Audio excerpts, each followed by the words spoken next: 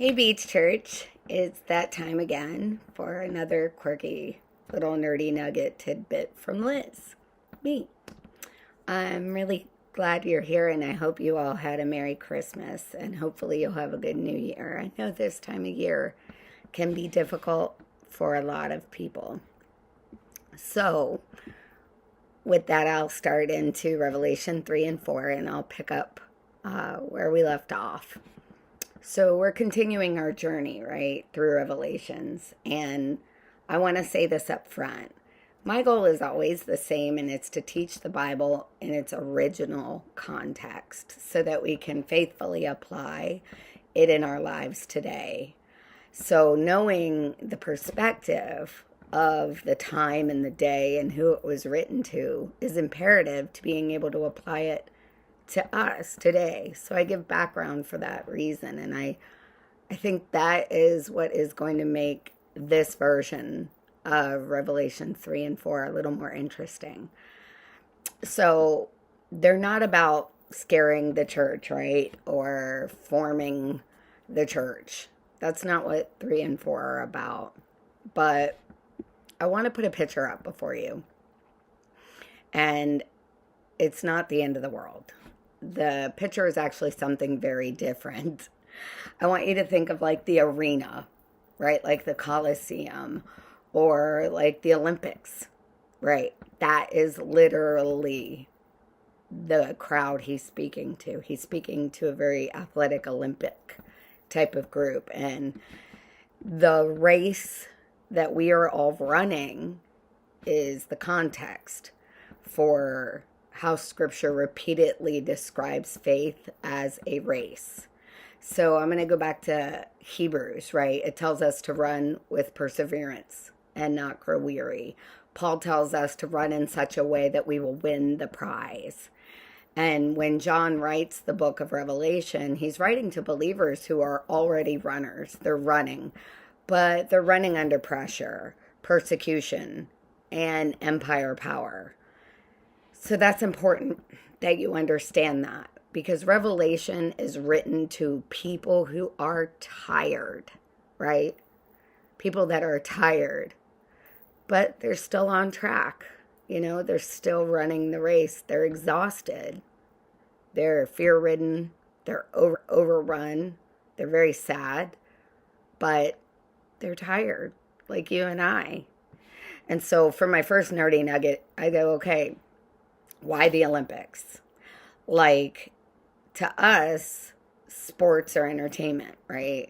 To the ancient world, the Olympic Games were theology on display. That's how I want you to look at it. So, like, everyone in the Roman world understood Olympic imagery. So, here's what matters about that. Athletes, they wore white garments. Anybody who attended the Olympics had to wear white garments. The names were announced from scrolls. Crowns, they were given to only the victors. Races happened in massive arenas. And chariots, with horsemen, like the 4 apocalyptic horsemen, right? These are the chariots that were racing in, the arena that the crowds were watching. So it's important that you get that picture. But here's the most important belief. You didn't compete to represent yourself. You competed to represent the God of your city, the God of your region. That's who you were representing. So your strength was revealed by the strength of the God that you ran for. So if you didn't win, your God wasn't real. So Revelations 3, running while weary, like most of us, says, do not grow weary in well-doing, right? Now let us step into that. Jesus addresses the church who is still active, but some have grown self-sufficient. Some are exhausted, and some are compromising under pressure. Laodicea says, I need nothing. How many of you are like that? In some area where you just can't receive from another person, or it's uncomfortable to receive. How about that? And then Jesus says, you don't realize how much you've been running along without me. You don't see all these areas where you're running this race where I'm not with you. And this isn't like rebellion. This is what happens when runners forget who they're representing. See, we are running a race, and we are also representing God. And in our weary, it's because we need to cleave unto him and grow strong in our weakness. And so the other major theme here is the door and the knock, right? So Jesus says, here I am. I stand at the door and knock, right? This verse isn't written to the unbelievers. It's written to the church. Hear me. It's written to the church. Like, it's as if Jesus is saying to each one of us, you're still in the race. Okay, you're still in the race, but I'm no longer at the center of how you're running it. I'm no longer at the center of how you're running it. You're in the race. You're running around the arena. But I'm no longer the God that you're serving, that you're representing.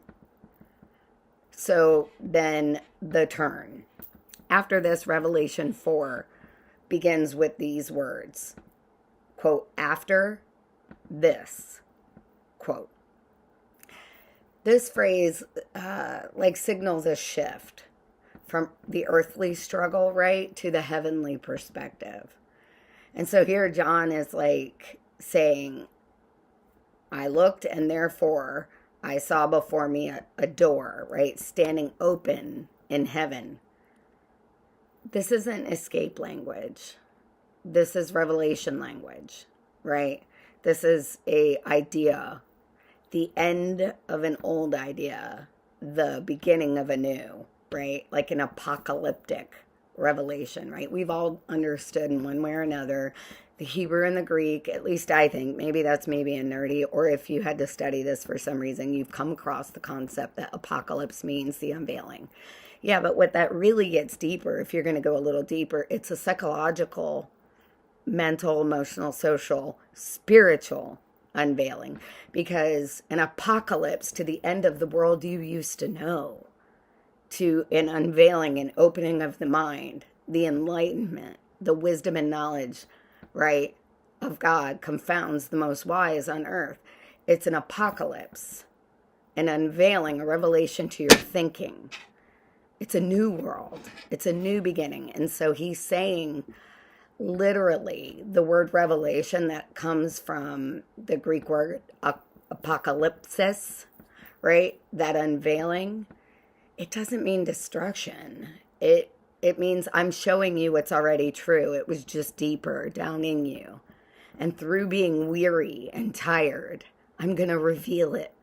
Because where you are weak, he is strong. God is not putting John out of the race. He's showing John who is to be won here. It's not just that God is winning the race. It's like who we run this race for. Who the race is run before. Like, who are we actually running before? Who is our audience? Who is our crowd that we're racing with these chariots and these horsemen? It's God. It's God. So the first thing John sees in heaven, it's not chaos, not judgment, and it's not the future, folks. It's a throne. And somebody is already seated on it, watching. In the Olympic ancient games, right, rulers sat elevated above in the arena. And if you go to like Italy or Greece, you'll see this in the Colosseum and the Parthenon. You'll see this. Runners competed under the ruler's gaze. And so that in this context is the church, right? Under God's gaze. And so Revelations 4 is telling the church that you're running your race before the throne of God. That isn't the apocalyptic space of it, the revelatory space of it. It's the thought that You're not running it for the others in the arena. You're only running it for an audience of one. I need you to think about that, because if you're not running it for him, then you're running it without him. That's what he is saying here. So another kind of context includes as white garments, crowns, and a witness, right? White garments appear again and again and again in Revelations. This imagery, it isn't random. White symbolized something, honor and faithfulness, right? Think purity. It's a representation of who, right? Who being the most pure, right? Just like the Olympic runners, believers are clothed to show who they belong to. You need to get that. They're clothed to show who they belong to. So the core message of that I walk away with from 3 and 4 is Revelations is not saying the world is ending. You need to picture it like an Olympic sports arena where you're going to see the scrolls and the bowls and the fire and the crowns. Think of the Olympic space, and that God is the ultimate judge, the one you were running before. And that if you run your race in such a way that Jesus is revealed because he is your God, the empire believed its power proved its God's. So when John says, watch the church, watch believers endure, watch them refuse to compromise, watch them stay faithful under pressure, you're representing Jesus. And suddenly, the empire gets an apocalypse, a revelation, if you will. Their mind is opened, not of Rome's strength, but of Jesus Christ. You see, he's preaching to these people because that is their mentality. They're all athletes. So I want to leave you with, this question in Revelations 3 and 4. It leaves me specifically with this. When people watch how I run my race, who do they see represented? I think that would probably be the biggest tidbit. And I hope this reframes the Bible for you, helping you see their world so that you can live faithfully in ours. I want to wish everyone here a Merry Christmas and a Happy New Year. And my prayer is that we will all run well and run faithfully and run so that Jesus is seen in each and every one of our lives.